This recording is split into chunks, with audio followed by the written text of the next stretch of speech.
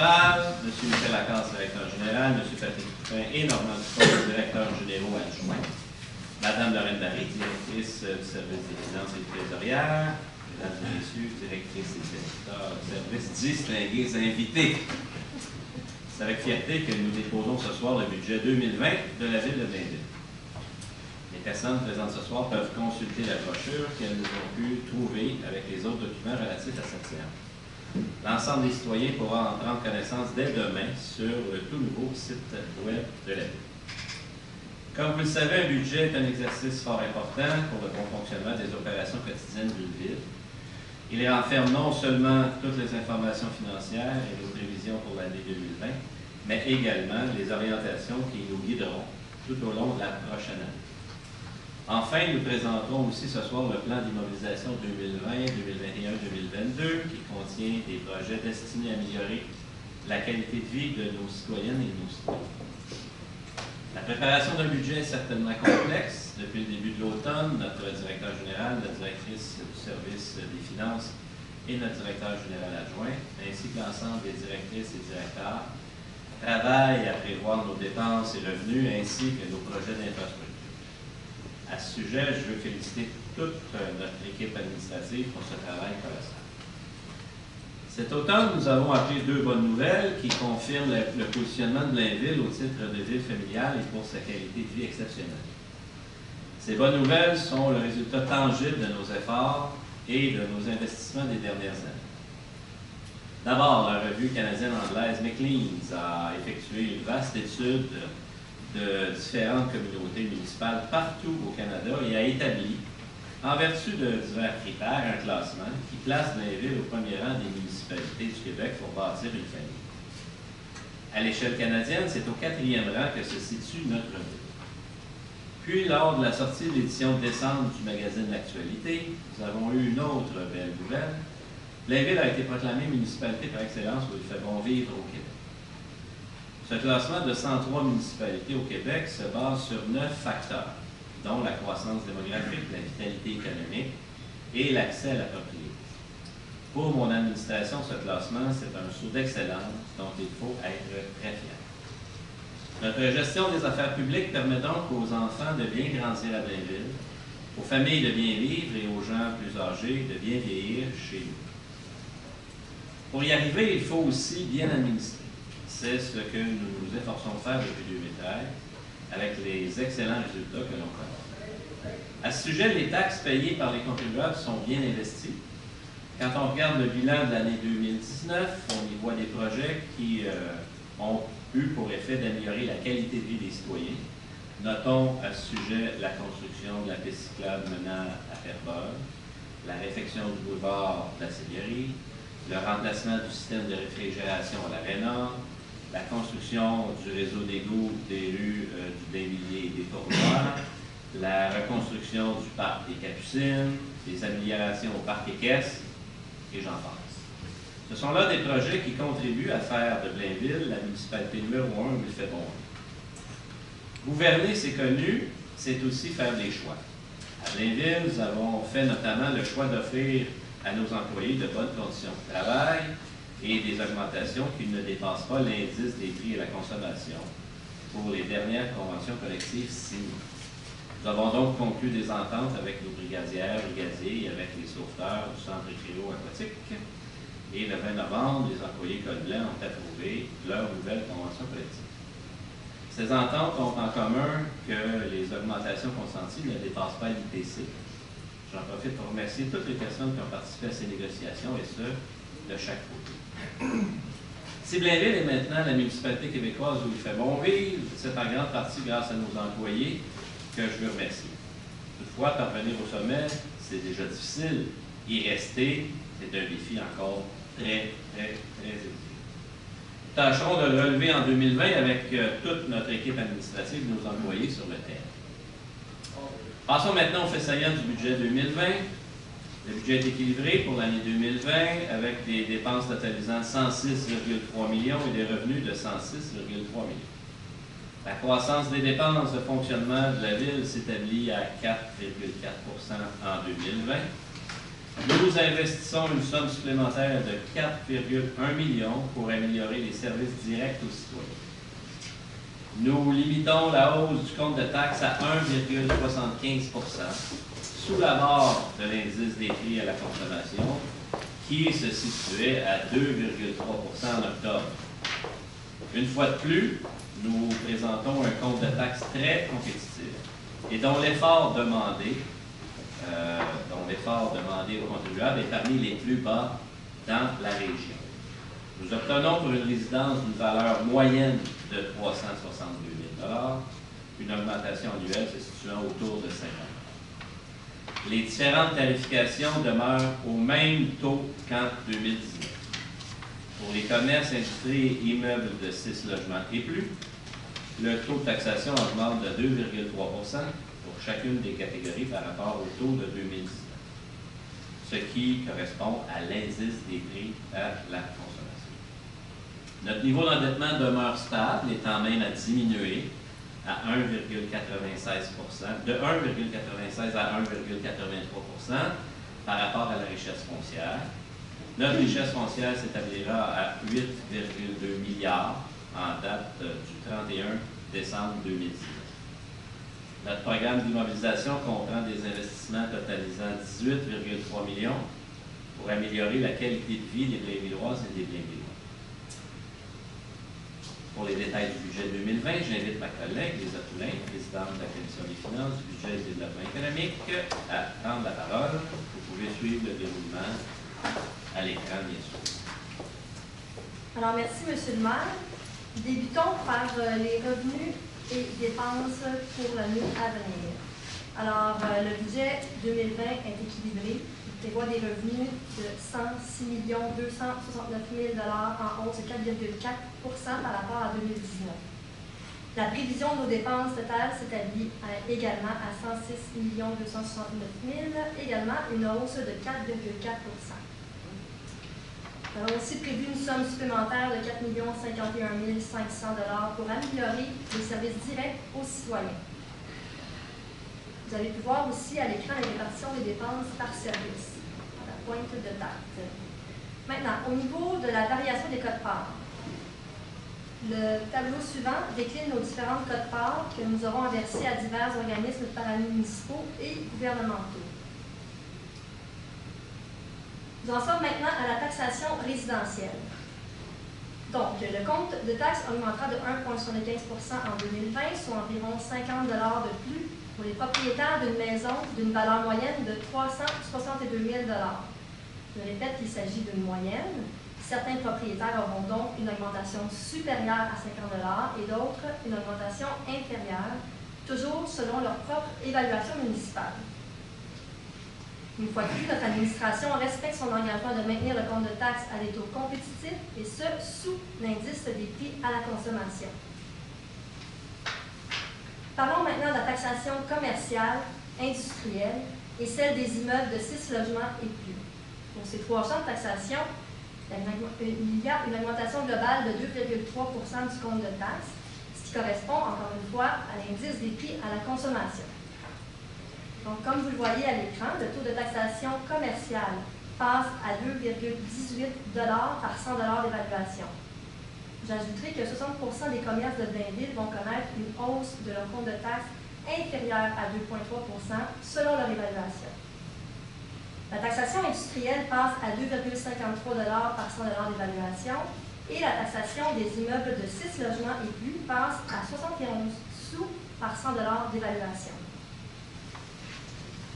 Maintenant, au chapitre des différentes tarifications, vous voyez qu'elles demeurent inchangées par rapport à 2019 et même par rapport à 2018. Elles tiennent compte également des différentes collectes au niveau des matières résiduelles. Gestion des investissements, ce qu'on appelle plus précisément notre endettement. Je rappelle d'abord qu'il existe deux formes d'endettement. Il y a d'abord l'endettement imputable à l'ensemble de la population de Blainville. On parle ici du financement d'investissement qui bénéficie à tous les citoyens de Blainville. À l'écran, vous pouvez constater que notre endettement à l'ensemble au 31 décembre 2019 est stable et tend même à diminuer. Notre richesse foncière continue de prendre de la valeur. Elle passe à 8,2 milliards de dollars au 31 décembre 2019, ce qui nous donne un ratio d'endettement par rapport à la richesse foncière de 1,83 %.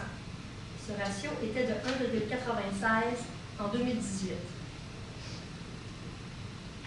Le tableau suivant concerne l'endettement de secteur, c'est-à-dire le financement des investissements qui touchent des secteurs très précis et qui sont payés uniquement par les contribuables du secteur visé. Il y a peu d'évolution de ce niveau d'endettement entre 2018 et 2019, et notre ratio d'endettement par rapport à la richesse foncière diminue légèrement à 0,65 %. Je cède maintenant la parole à M. Perrault pour la présentation du programme triennal d'immobilisation 2020 à 2022. Merci, Mme la Présidente. J'ai donc le plaisir de vous présenter notre programme d'immobilisation pour l'année 2020.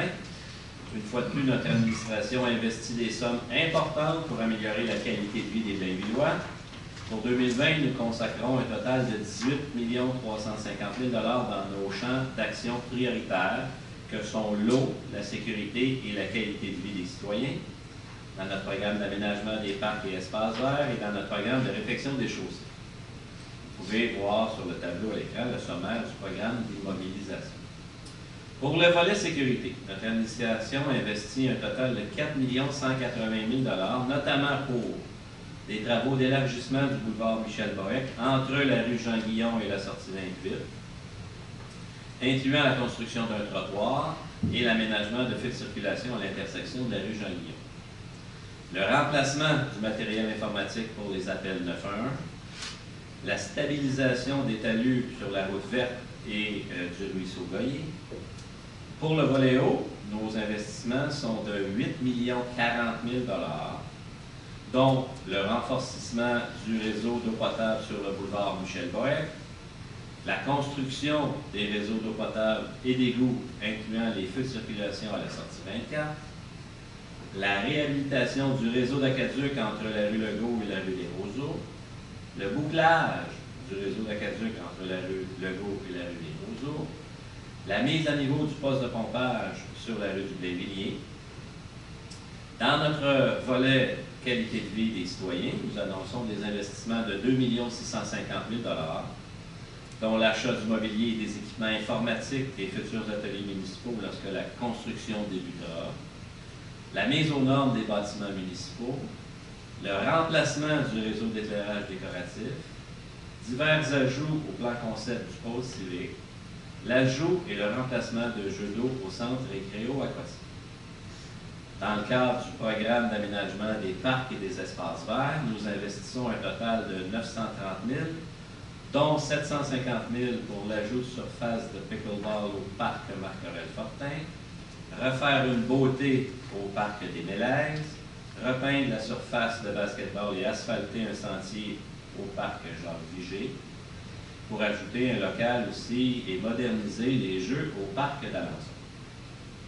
Enfin, dans le cadre de ce programme, nous poursuivrons l'aménagement des entrées de ville, des îlots et des terre-pleins, et nous procéderons à l'achèvement des sentiers du plan Bouchard.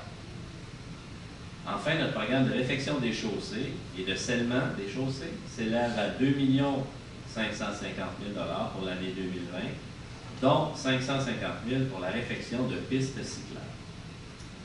Voilà donc l'essentiel du budget de fonctionnement de la Ville de Blainville pour 2020.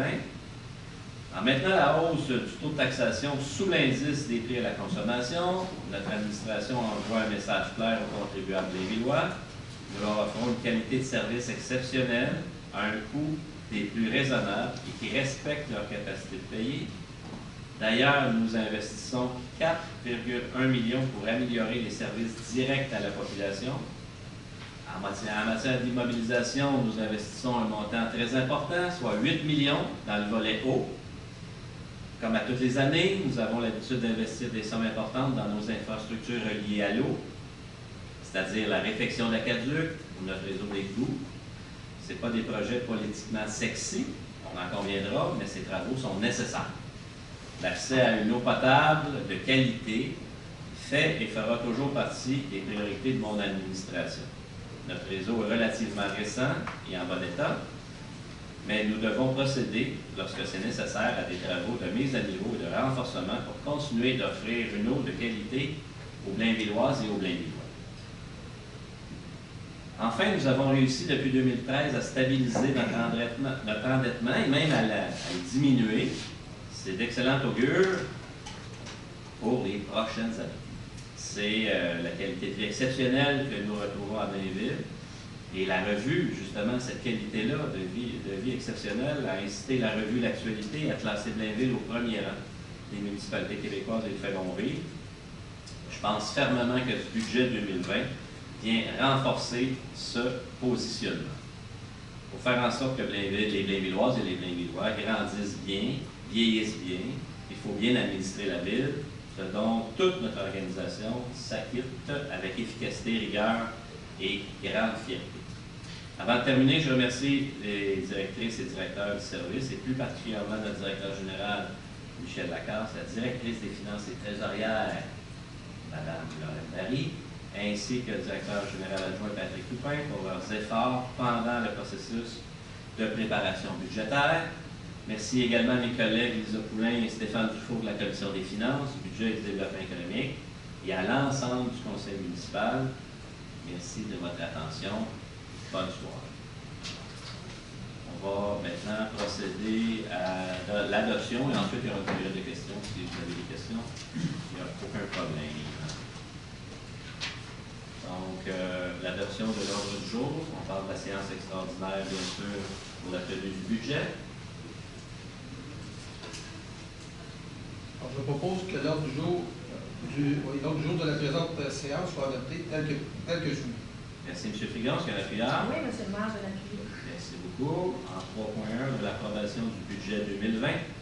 Je propose d'approuver le budget pour l'exercice financier 2020 au montant de 106 269 000 tel que soumis.